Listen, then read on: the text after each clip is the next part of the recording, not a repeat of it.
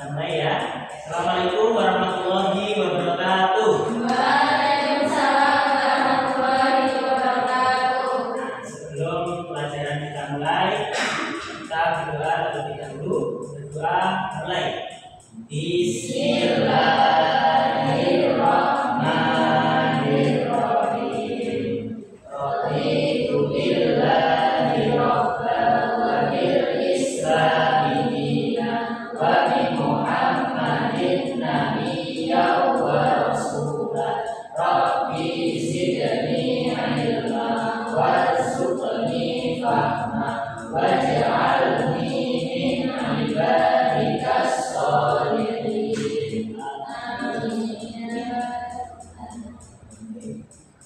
Kelasnya kok sedikit banget ya? Saya absen dulu ya. Elis, hadir. Yuli, Hasania, Bila. Siapa lagi yang belum saya panggil? Oh ya, siapa Mbak?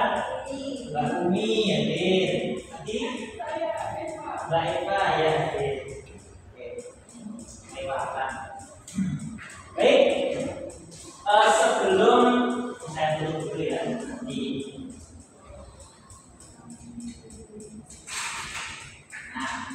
sebelum kita mulai pelajaran hari ini, saya punya ini. Kalau saya bilang, bagaimana kabarnya anak-anak? Alhamdulillah, luar biasa, Allahu Akbar. Yes, gitu ya. Oke. Bagaimana kabarnya anak-anak? Alhamdulillah, luar biasa, Allahu Akbar. Yes. Semangat semuanya. Oke. Ini kan kita pertama kali pertemuan ya. Kata pepatah, kalau tak kenal maka kenalan. Kalau tak kenal ya kenalan. Perkenalkan, nama saya Tegar Syafi.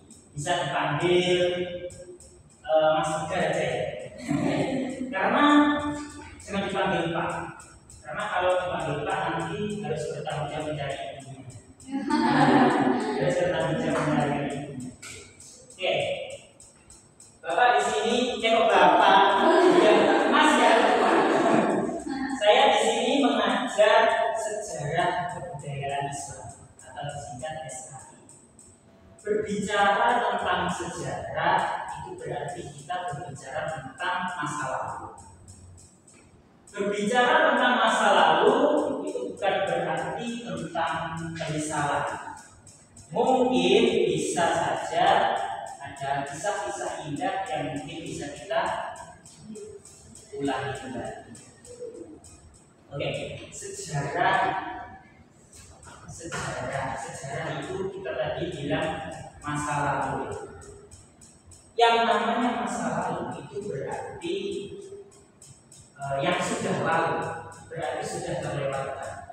Jadi apa yang bisa kita ambil dari yang sudah kita lewatkan? Itu adalah guru terbesar kita adalah masa lalu. Kita harus belajar dari masa lalu untuk kita hidup sekarang dan yang akan datang. Pelajaran kita di masa lalu sejarah. Contohnya apa? Misalkan tentang ilmu pengetahuan. Ada sejarah, ada kan ilmu pengetahuan itu ilmuwan Muslim siapa yang menciptakan aljabar? Ada siapa? Ada yang tahu? Ilmuwan Muslim itu ada di bidang kesehatan siapa? Bidang kesehatan itu ada Ibnu Sina. Kemudian seperti itulah. Nah, obat yang sekarang kita gunakan, ini, itu juga mempelajari tentang obat-obat yang ditulis oleh Ibnu Sina. Apa? Dipelajari. Artinya apa? Sekarang dikembangkan. Kita belajar dari masa lalu untuk memperbaiki di masa sekarang dan yang akan datang. Kali ini kita mempelajari tentang sejarah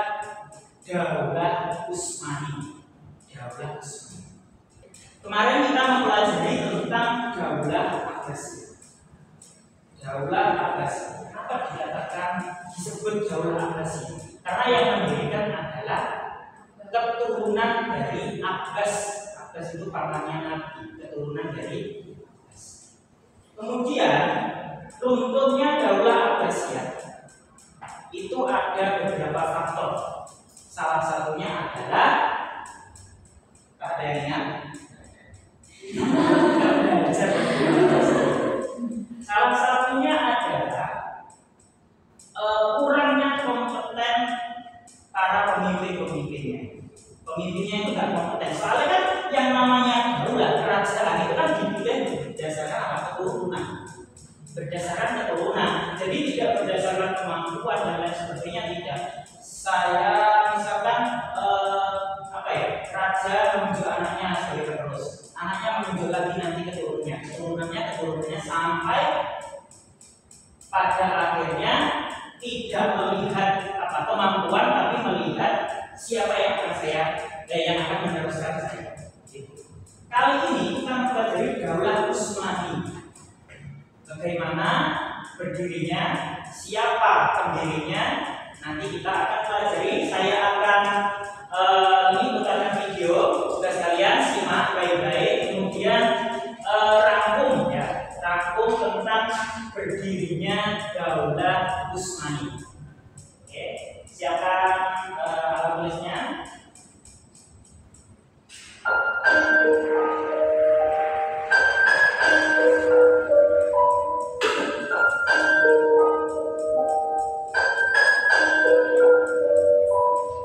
Sebab utara Khurasan adalah sebuah suku besar yang telah memeluk agama Islam bernama Turkistan. Mereka tinggal di sana dengan mendirikan lebih kurang 70.000 tenda dengan jumlah penduduk 1,5 juta jiwa. Dan adapun suku Kai merupakan suku kecil bagian dari perkumpulan besar tersebut.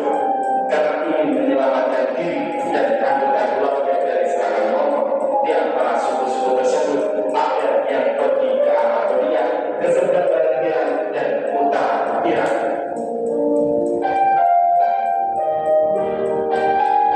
Ketika bangsa Mongol menyerang wilayah Islam pada tahun 417 Hijriah atau 1220 Masehi, pemimpin suku Kai yang bernama Sulaiman Shah mengajak anggota sukunya untuk menghindari serangan bangsa Mongol dengan hijrah ke arah Anatolia.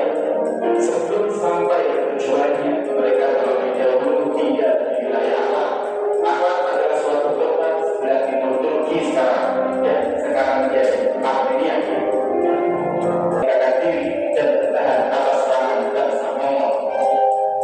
Bekas wilayah Seljuk dijadikan basis kekuasaan, dan para penguasa Seljuk yang selamat dari pemberontakan Mongol mengangkatnya sebagai pemimpin, kemudian mengusahakan perluasan kerajaannya ke wilayah asli dan asli. Namun mereka tidak cukup kuat untuk perluasan tersebut. Akhirnya kembali ke kota dan memulai untuk mengatur strategi. Jadi seperti itu asal-muasal berdirinya Kesultanan Utsmani pada tahun 700 Hijriah atau Itu sejarah singkat berdirinya Daulah Utsmani. Sekarang tadi kan tugasnya saya suruh merangkum ya. Saya tunjuk, nanti tolong membacakan dari situ ya. Sesuai absen hari ini tanggal berapa? Tanggal berapa? Tanggal 11. Nah, absen 11. Gila. Ya, silakan Mbak Gila dibacakan rangkumannya.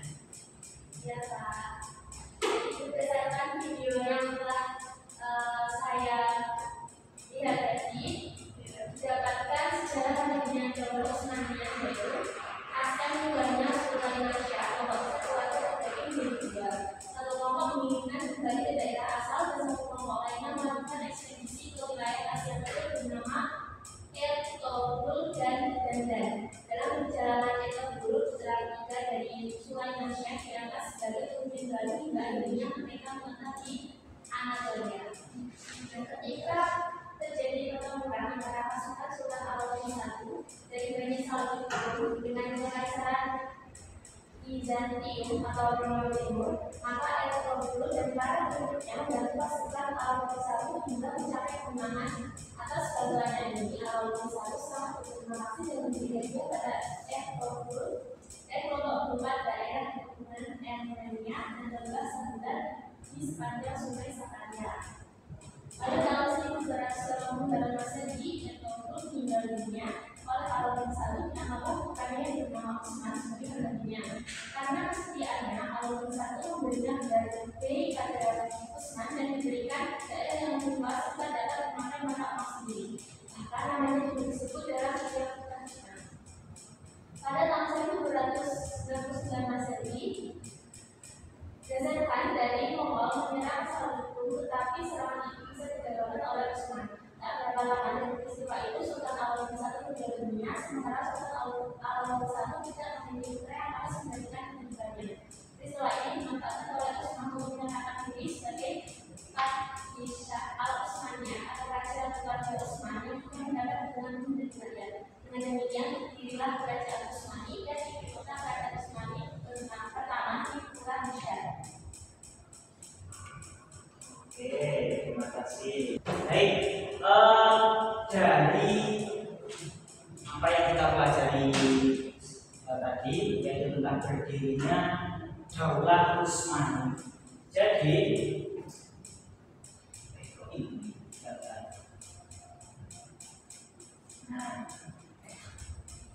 Daulah Utsmani. Tadi kenapa diberi nama Utsmaniyah? Daulah Utsmani. Kenapa diberi nama Utsmani? Karena pendirinya namanya Utsman. Nah, ada jadi yang pertama tadi kelompok besar namanya apa? Kelompok besar tadi namanya dari suku Turkistan. Nah, suku Turkistan itu pemimpinan namanya Sulaiman Shah. Sulaiman Shah ini ketika hijrah atau pindah itu terbagi menjadi 2 kelompok. Nah, yang kelompok 1 ini ingin melanjutkan perjalanan.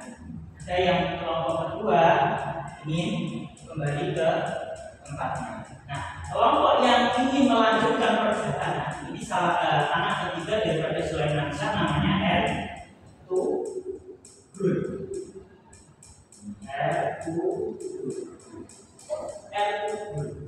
Dari Ertugrul ini punya anak namanya Utsman. Ertugrul. Tadi ketika di masa itu ada namanya kerajaan apa? Daulah kerajaan. Yuk, tangkap sih. Ayo apa? Ya, apa lo bilang? Siapa? Yang itu loh, Alauddin I. Coba Alauddin I. Namanya Alauddin I. Rajanya Seljuk. Nah, Seljuk kalau Seljuk ya. Seljuk, ya Seljuk. Pada masa ini ada namanya kerajaan Seljuk. Nah, dari ini yang namanya Ertugrul ini mempunyai kesetiaan sama Seljuk, kerajaan Seljuk. Tadi siapa? Sultan Alauddin I. Sultan Alauddin. Apa? Ketika Seljuk menghadapi musuh dari bangsa Mongol, Ertugrul dan pasukannya itu selalu membantu. Dan ketika menang, setiap menang dari Alauddin I itu memberikan wilayah-wilayah, sehingga wilayah daripada Ertugrul dan pasukannya itu menjadi luas. Nah, ketika bangsa Mongol menyerang Seljuk, akhirnya yang menyebabkan kematian Alauddin I karena Alauddin I yang bisa meneruskan, maka apa? Usman mengangkat ini apa? Daripada sisa-sisa penguasa Seljuk itu mengangkat Usman. Karena apa? Kesetiaannya kepada Seljuk selama memerangi bangsa Mongol. Yang kita pelajari di sini, jadi sebenarnya kita juga belajar tentang kesetiaan daripada Usman dan pasukannya kepada Bani dan kepada Seljuk. Oke, selanjutnya jam berapa ini? Ini mau habis ya? Ini, oke, karena jamnya mau habis, jadi saya kasih tugas ya. Apa yang kalian rangkum itu tadi kita presentasikan di minggu depan, gitu ya. Masing-masing harus belajar. Nanti saya tunjuk aja. Ya, jadi harus siap semuanya. Yang tidak siap, siap-siap mendapatkan hukuman. Itu. Oke, kesimpulan pada hari ini adalah apa yang kita pelajari pada hari ini adalah gimana berdirinya Daulah Utsmani itu tidak lepas dari kehancurannya daripada Seljuk. Ya. Kehancuran daripada Seljuk. Yang namanya tadi sebelumnya adalah kita mempelajari tentang Abbasiyah. Itu yang namanya kerajaan itu dipilih secara turun-temurun, sedangkan apa kaitannya dengan kehidupan kita sehari-hari di bangsa Indonesia? Kita hidup di bangsa Indonesia. Itu kita pemilihan presiden itu di turun-temurun atau pemilihan umum? Pemilihan umum. Nah, kita pemilu. Artinya apa? Ketika tadi faktor kehancuran, salah satu faktor kehancurannya adalah kurangnya kompeten pemimpin, maka kita yang di Indonesia yang pemilihannya berdasarkan pemilu, kita punya kesempatan untuk memilih pemimpin yang baik, pemimpin yang berkompeten, pemimpin yang menguasai dalam bidangnya. Dan kalau tidak menguasai dalam bidangnya terus kemudian dipilih, artinya apa ya? Itu yang menyebabkan salah satu faktor kehancuran daripada dinasti Abbasiyah itu sendiri. Oke, dari sini mungkin itu pelajaran yang bisa kita pelajari hari ini. Sebelum saya tutup, silakan yang bertanya boleh bertanya. Tidak ada? Kalau tidak ada pertanyaan, nanti jangan lupa ya tugasnya apa? Presentasi dibutuhkan. Oke, semuanya harus siap. Kalau tidak siap, ada hukumannya. Oke. Terima kasih. Mungkin itu yang bisa saya sampaikan. Kurang lebihnya mohon maaf. Sebelum kita meninggalkan kelas, alangkah baiknya kita berdoa terlebih dahulu. Semoga apa yang kita pelajari pada hari ini bisa bermanfaat bagi kita, menambah wawasan kita dan juga dicatat sebagai amal yang baik. Berdoa mulai. Bismillahirrahmanirrahim. Subhanakallahumma wa bihamdika asyhadu an la ilaha illa anta astaghfiruka wa atubu ilaik. Terima kasih. Assalamualaikum warahmatullahi wabarakatuh. Waalaikumsalam.